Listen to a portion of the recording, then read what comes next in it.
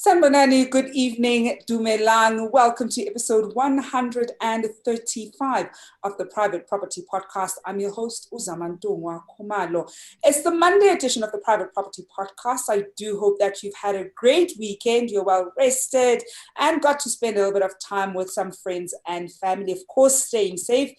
We are still under a pandemic. I know that some people have slowly started relaxing a little bit. I hope you're not one of them, and still being alert as possible. And of course, listening to what government is telling us around, social distancing, making sure we sanitize our hands and wear our masks. Well, I do hope that you enjoyed the weekend edition of some of what we brought you. Of course, the developers show with chat over the weekend. You know that we also bring you, of course, the farming podcast that is every Tuesday and Thursday at 1 p.m. with Umbali, as well as the First Time Home Buyers show every Thursday evening right after the Private Property Podcast with myself, Zama.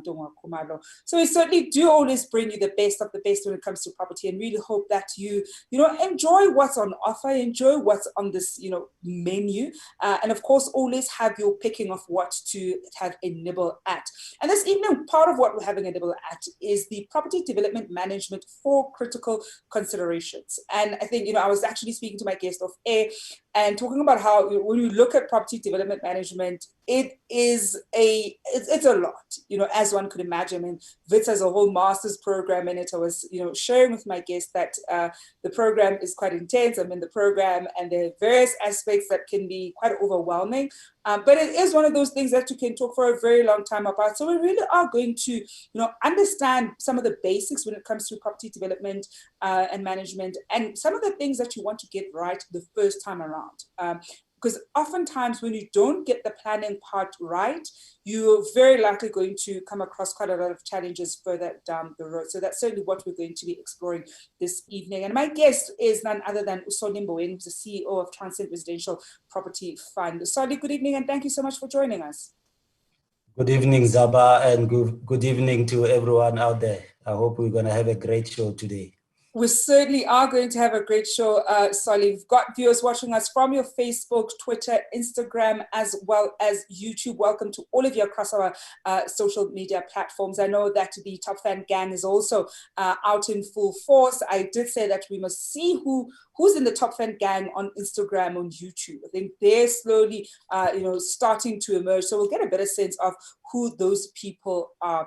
Before we even get to property development and, what these considerations are, I actually want, very briefly, Solly, you head up a residential property fund. We don't talk a lot here on the Private Property Podcast about REITs and, how they essentially work. And it's probably a sign to us as a team to have a few more episodes, because I think sometimes people need to just get a different approach to how they can diversify even their own property portfolio, that it isn't just about you owning the bricks and mortar, but there are other ways that you can, of course, continue to invest in property. Perhaps tell us a little bit about, the residential property fund and what actually is a residential property fund, because I'm sure people are thinking, okay, we haven't really spoken to somebody who heads that up. What exactly is a residential property fund?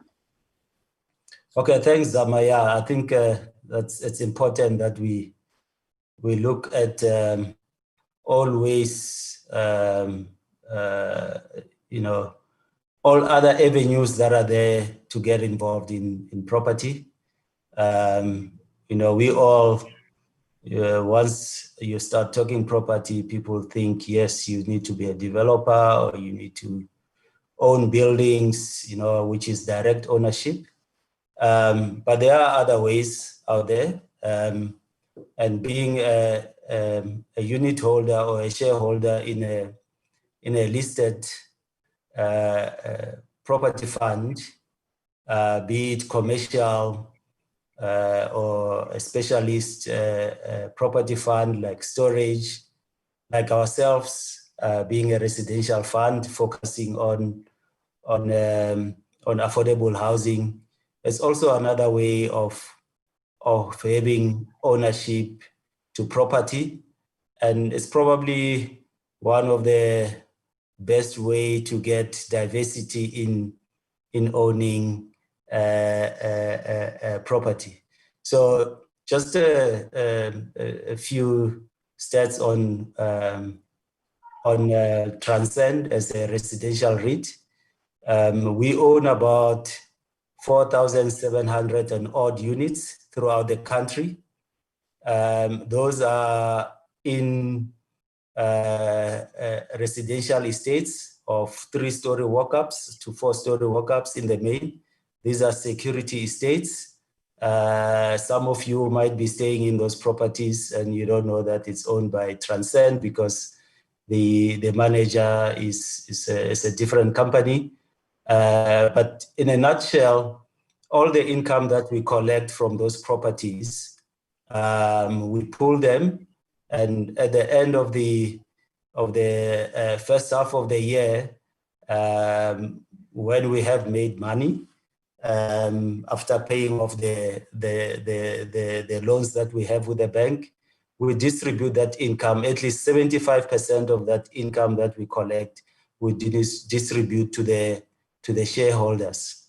So it's like you would look at any other stock in the stock exchange. The share for Transcend currently is trading at about 6 rands per share. So if the shares were out there in the market for sale, you can buy yourself 100 shares at 6 rand, and you can hold on to them. And every 6 months when we distribute, you get paid income on that money that you've invested. So that's in a nutshell what a REIT is. It's a publicly listed stock. You would have your usual suspects being the main asset managers who look after pension fund money. They would invest in this type of vehicles. And you'll also have a man on the street, myself. I also have shares in Transcend. And yeah, that's another way of instead of putting your money in the bank and hoping for the fixed interest, you can try and not gamble because the information is out there. We publicize the performance every 6 months, and you can see, you can track the share, how it's trading. And if you have a stockbroker, they can also advise you on when to buy and all of that. So yeah, I hope that gives kind of a picture of what a residential REIT is. It's not different to a commercial REIT. The only difference is that we specialize in residential, and if you can track us and have a look at our first year performance vis-a-vis the performance of the big funds that are out there, you'll see that residential has been the resilient side of the sector. We were still collecting plus 90%. If you think about it, people have to have a place to stay first. So yeah, I would encourage people to consider residential REITs are fairly new in South Africa. We've always been punting for commercial, retail, and industrial. But if you look in Europe, the biggest REITs are residential REITs. So we think that trend is going to develop in South Africa. To date, we have about 2 pure residential REITs, being ourselves and a company called Indlu Place. And then we have another company called Octodec, has got maybe about 40% of their portfolio is resi. Yeah, I think that's enough for today on the REIT side. And I'm certainly promising, our private property podcast viewers to have an in-depth interview episode on REITs, because it is one of those topics that we don't explore as much. And even just understanding the difference between, of course, the residential, the commercial, even industrial, and perhaps the different mixes and how it works would certainly be beneficial to our viewers at home. And this actually is a great segue then to our conversation this evening, Solly, which is around, of course, the 4 critical considerations for people who are exploring, going into property development management, especially given that that's a part of your business, essentially, understanding how to either, whether you're building from scratch. I know that Transcend owns the assets that, the units that you're referring to. And so perhaps let's start with what is the first sort of consideration that people who are exploring to go into property development should be mindful of? Of course, you very likely won't start at a big scale. You're certainly going to be starting at a slightly smaller scale and hopefully growing, and maybe even capping your development at a certain amount, right? Because I think sometimes people don't want to become big developers. There's a number and a nice sweet spot that you might just want to aim for and probably stick there. So then what is that first consideration that we ought to be mindful of? So I mean, when I looked at the topic, and I was like, okay, for points that we need to consider, there's actually more than 4 critical points, and I thought the best way to deal with it will be to start from the beginning, where it starts. Whether you're going building 1 unit, 5 units, 6 units, there are basics that are apply right across the board. You need to, first of all, you need to know where you're going to find the money to do the development, starting from buying the piece of land. And I must just say that if you were to invest in a REIT, of course, you need to know where to find the money, but it's something that if you can save up, you can say, okay, I want to save up 50 grand and it's going to take me 12 months and I'll take that 50 grand and buy the stock. And then you don't have any hassles of funding a piece of land. You don't have any hassles of working with a professional team that needs to help you to get the land ready for the top structure. So by that, what I mean is that you need to decide for yourself whether you want to get into a township establishment, where it means that you get a piece of land that is not zoned for whatever you want to do. You still need to take it through the process of getting the rights. If we talk about residential, let's just assume you get a piece of land that was zoned for, or was just park land, which the city decided to put on tender for whatever reason, and you went for the tender and you win the tender. To buy the land, you might have the money, call it maybe it's 100K. Before you even decide to spend that money, you need to then think about the steps that you are going to take to get the land ready for the top structure. And there's a couple of things that are very important. Property development, it's not a one-man show, okay? And by that, I mean that you have a lot of input from different professionals along the way to get to the point where the land is ready for the top structure. It starts with the town planning. You need to engage with the city, your local municipality. You need to get a town planner who's going to want you to pay the money before they even submit your rezoning application if the land is not zoned for the right things. And that's where the thing starts. Get zoning. Zoning takes time. By the time you want to do the development, you might find that it's a year later. Maybe you were working on a costing that was X amount. And during that year, when you were getting the zoning approved, there's been some escalation on some of the things. Now you need to spend more to do the development. So it's a process that one needs to understand from the onset, that it's not just about buying a piece of land. Even if the land has got the right rights for whatever you want to build. Let's say you want to build 2 units and you found the right size. There's still some work you need to do. You must always make sure that the land has got the necessary infrastructure. And by that, I mean that there's water, there's electricity, and there is capacity for sewer on the boundary.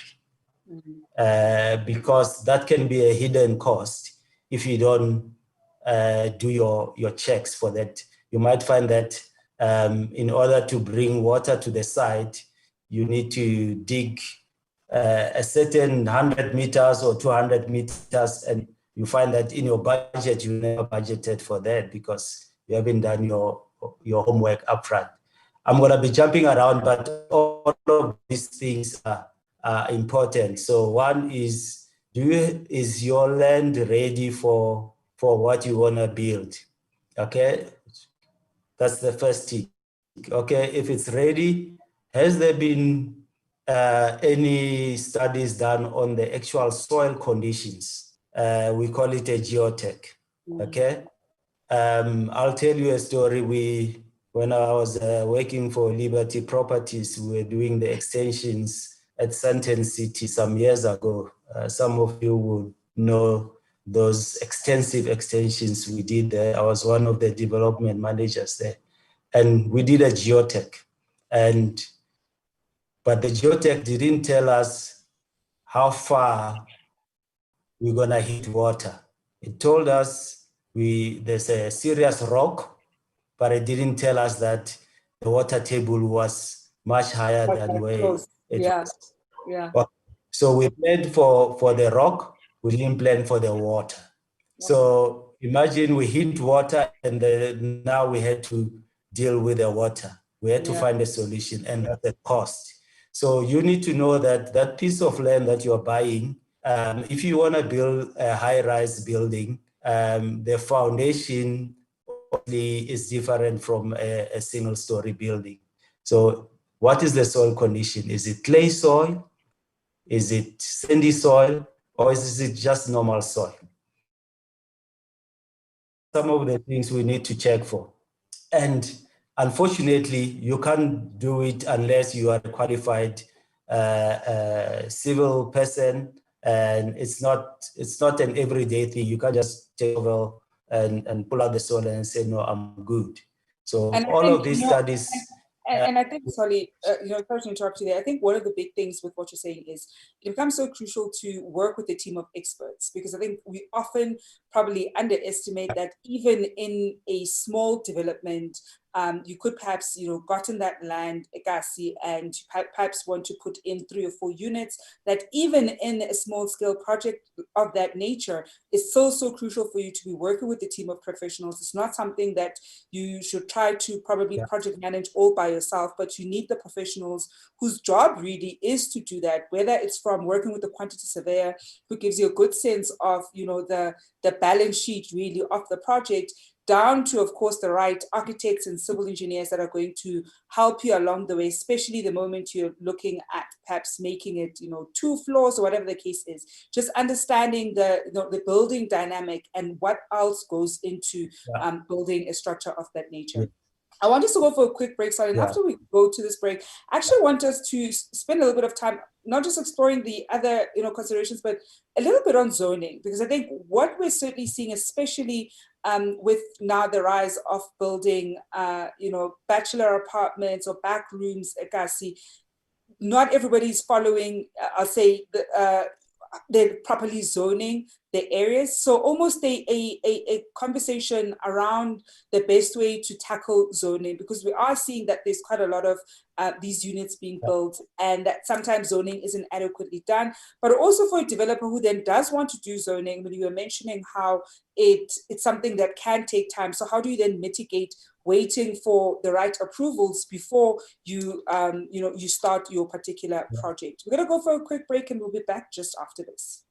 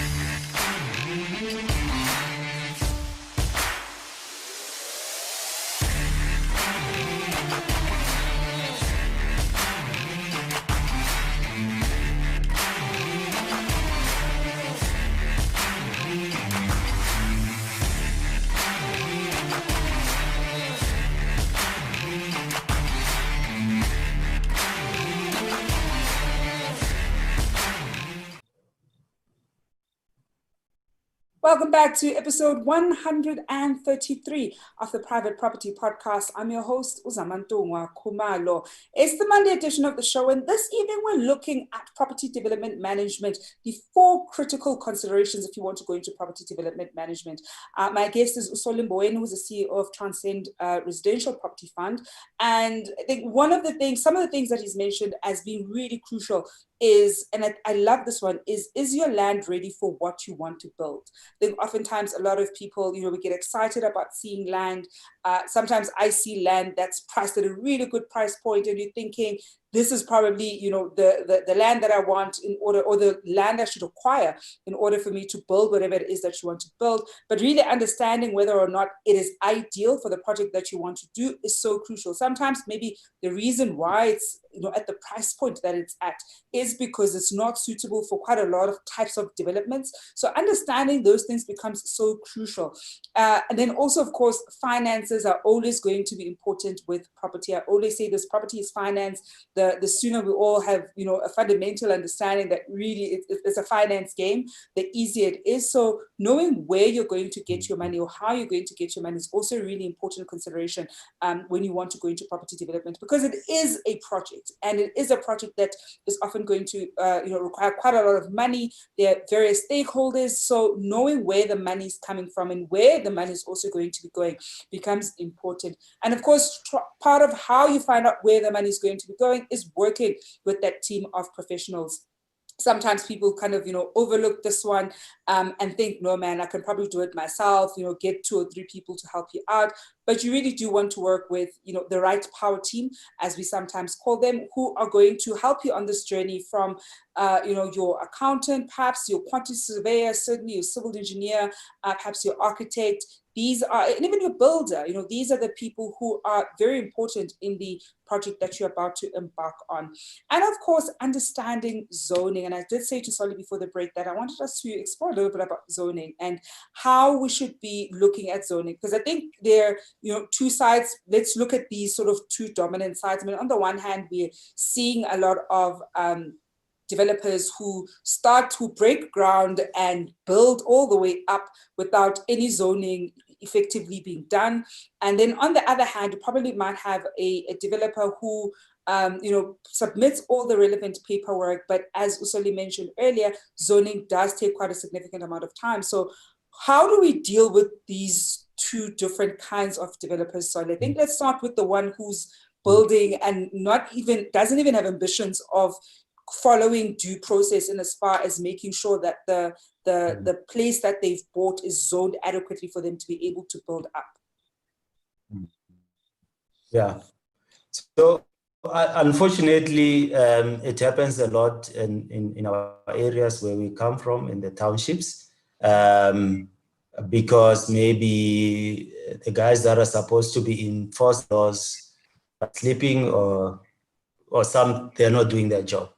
So the risk there is that when someone wakes up and they find that you've built these structures without the necessary permits or consent, the structures can be demolished. And that's a lot of pain. It's a lot of money that you're going to lose. So it's always wise to make sure that you do things by the book.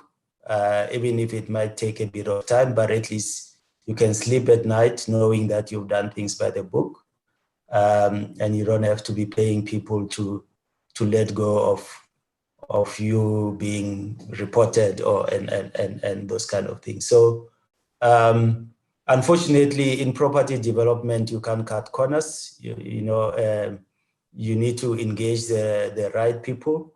I'm currently, as we speak, assisting a friend of mine who stays in Tembisa and wants to build some units on his stand. So generally, you'll find that depending on the size of your land, you are allowed. If you just go, it just takes a couple of hours. Go to the municipality, go and give them your stand number. Ask them to give you a zoning certificate for your property. It will tell you whether you are allowed one dwelling unit plus an outbuilding. Okay? An outbuilding are those structures that we build at the back. So if it says you are allowed to do that, then you can tick the box and say, okay, at least I have the rights to build an outbuilding. Then the second thing you're gonna have to find out is how big can you go on the outbuilding? Yeah. Because the main building plus an outbuilding. And outbuildings in the traditional sense will be cottages and things like that. In case you wanna do more than that, you then need to ask for consent, okay? It might not be a total rezoning because you are in a residential environment anyway. So, and then you need to speak to the town planners there. They'll tell you how much you will be allowed to do. Then, second biggest thing there is also whether there is capacity for, so for example, you want to add 10 units in a 300 square meter land, and we see them all the time, where, you know, there's still 3 stories and 3 or 4, whatever the configuration is. But, and you find that the people staying there, you're gonna have a problem with the sewer system there. It doesn't have capacity to carry that much. And you wonder why we have streets that are blocked and we got sewer coming out on the roads where we're driving. It's because we are putting too much capacity on the infrastructure that we have. It's not built for a load like that. So those are some of the things that, you know, people must be aware. It might be nice, the income would be nice, but in the long term, you might even battle to sell that asset when you want to exit, because if someone can come there and ask for the right papers and you don't have them, you know, they'll walk away. So, you know, I'm talking about building in a backyard because there's a lot of that happening right now, and I'm sure some of our participants might be thinking of that. Go and find a qualified architect to come and look at your piece of land. They must put it on CAD with dimensions, and they must draw the units, and you must see how the units are going to fit and blend with your existing structure. The second thing is, please make sure you don't build over building lines, because that's actually a transgression. When the bylaws people come, you need to demolish that part that is going beyond the building lines. Some people, they build over the main sewer line, and that's a municipality property. If something happens, the municipality wants to go down in there and fix that sewer line or its water pipe. So if you go to your municipality and you ask them to give you the printout of where it shows where your services for your stand goes, and then you can give that to your architect. They'll make sure that they build the draw up something that does not encroach onto those services and also go beyond building lines. With existing residential, the period to get your consent, you know, it doesn't take too long. You need people to be there knocking on the door, because that's just the inefficiencies we have in our municipalities these days. But it shouldn't be a year's process. Where things take longer is on these high density developments, where there's more work involved around contributions for bulk, contributions for roads. You know, if all of a sudden you get a property or you buy 2 houses, 2 stands, and you want to consolidate them to build more units, the municipality is going to say, you're bringing load to the area. You need to contribute for parks, you need to contribute for roads, you need to contribute for water, and all of those costs add to your development. Mm-hmm. Solly, before I let you go, any final tips for viewers at home who are looking to, go into property development? I think we've already covered so much around what we should be thinking of, especially in those early days. And there's always quite a lot. I mean, you were even saying earlier that we could have this conversation for a full day. I mean, I do it over a 2-year period. And it is one of those things that are have so many things entangled in them for you to understand along the journey. But any final tips for viewers at home who are exploring property development? Yeah, so I would say when you do your first development, please do it right. I went into a situation, I was only building 2 units. I bought a piece of land from Public Works in an established estate, and I did the zoning, and I got an architect who claimed to be a builder, and he gave me a good price. And I worked out my feasibility during those days before 2008, the global financial crisis. I was going to make lots of money. We went into the deal, the guy couldn't build the stuff at that cost anymore. And they had to run away from the project because they just couldn't do it. It was, their quote was too low. So I've had to finish the development myself. It ate into the profits. It became a headache. So don't cut corners. Do it right when you do it the first time. And yeah.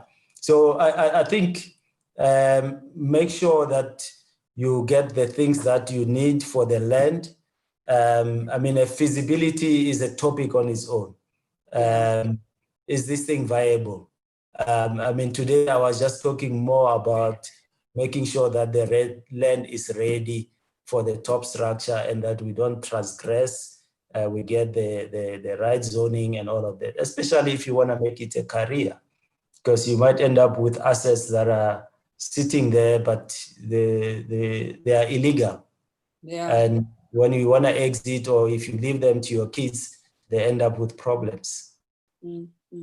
Solly, I think we're certainly going to invite you again to explore feasibility, because I think that's one of the pressure points that a lot of novice property developers sometimes tend to struggle with, because they're different. I mean, I know that when I do a feasibility, it isn't just about doing the shortcut and seemingly wrong way of looking at what's the average rental in that area. What are you going to explore? But it really is about understanding the full dynamics of an area. So you want to look at migration trends. You want to look at retail trends. There's so many different factors that you essentially have to consider, especially when you're looking at a development, as opposed to when you're deciding on whether to buy one unit. So I certainly will be inviting you back on the Private Property Podcast to explore feasibility and the various layers of it, because I think the way a novice developer does it to a way somebody who's probably built a few units along the line and now wants to be able to slightly scale, you need to be looking at it slightly differently, because just using the premise that we're always going to use a roof over our head that's not an analysis, right? So there are various ways to do that analysis. So we certainly will be inviting you back on the show. But thank you so much for joining us this evening, Solly. Okay, thank you, Zama. And thank you, everyone. All the best. And that is Mboweni, who's the CEO of Transcend Residential Property Fund. And I'm going to echo what he said: do it right the first time. So many people want to cut corners, whether it's cutting corners with some of the professionals that you're working with, or wanting to cut corners so you save money. Oftentimes, the things that you think are going to save you money end up actually taking up a lot of time, and you end up almost double paying for what you would have probably paid the first time around. So make sure that you don't cut those corners, and you to vet the people that you're working with. I think I like the example that Solly shared with us earlier, that sometimes you work with a professional, their quote may seem a bit too good to be true. You almost want to thoroughly maybe get a few more quotes to just get what the average is. And then inquire, why is that one so low? Because as much as we get excited that this is a low quote, my profit margin is going to be higher, you really do want to make sure that you are not signing up for something that's going to ultimately cost you money at the end of the day. Well, that's it from me, Zama here on the Private Property Podcast. We are, of course, back again on the screen tomorrow evening at 7 p.m. And as usual, hoping you're staying home and staying safe. Thank you.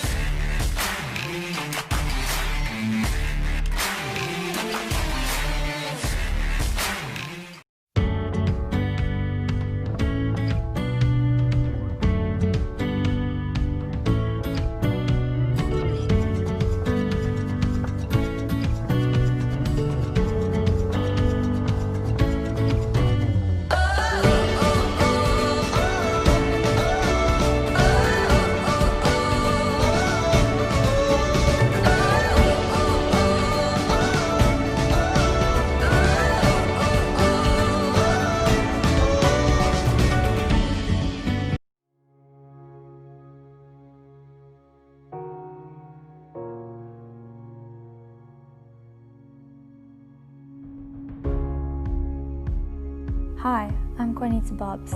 I'm a BCom student at Stellenbosch University. I currently live in Valkefonen Estate and I absolutely love this area. Historically, Stellenbosch is known as a student town. It offers an incredibly peaceful lifestyle, and the people around town are always welcoming and friendly.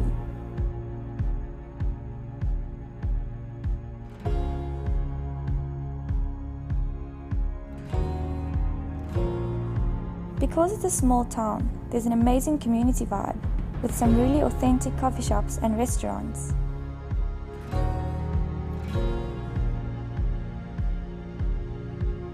The trees along Victoria Street create a beautiful environment to be in, and it's really cool for students passing through campus.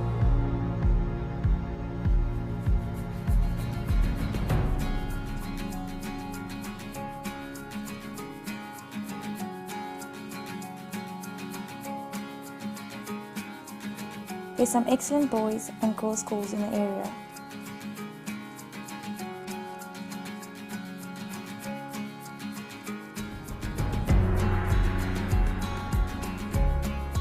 Our town has such a rich history, but at the same time it's really modern, and you'll find some amazing art installations all around. The sunrises and sunsets are some of the best in the world. It's the most beautiful place to call home. I've lived here for the past 5 years, and it's been an unforgettable experience. And this is my neighborhood.